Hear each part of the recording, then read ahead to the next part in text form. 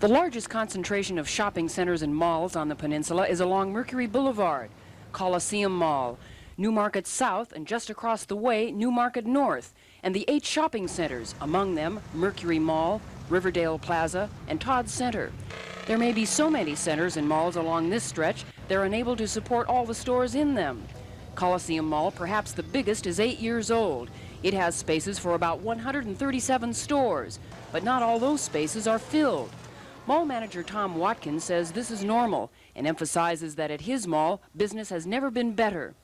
We've managed to fill this up to 97%, and I think that's pretty good. It shows that there is not that great of a turnover rate in this mall. But Watkins was reluctant to talk about the remaining 3% which are empty, like this space, which used to be a French restaurant, and this one, which was a men's clothing store. Then there were the stores he wouldn't let us take pictures of. Corvette, a large clothing store. Timber Toy, a toy store. Parisian, a clothing store.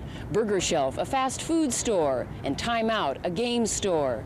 The head of the Peninsula Chamber of Commerce, Lewis Miller, dismisses the notion that those stores were under too much competition and says they would have closed anyway. If a store comes in on a shoestring, sometimes that causes their problems because they don't have enough capital to operate over the long haul.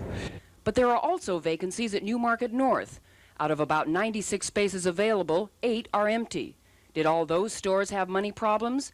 Miller says sometimes stores can't handle the competition because they're selling the same kind of merchandise as their next-door neighbors. Well, I think to some degree this is the case with all malls, because where one store moves in, then another like store will come in because it creates a competitive atmosphere. We found this to be true. Out of the 8 stores that used to be in Newmarket North, nearly all of them sold men's or women's clothing.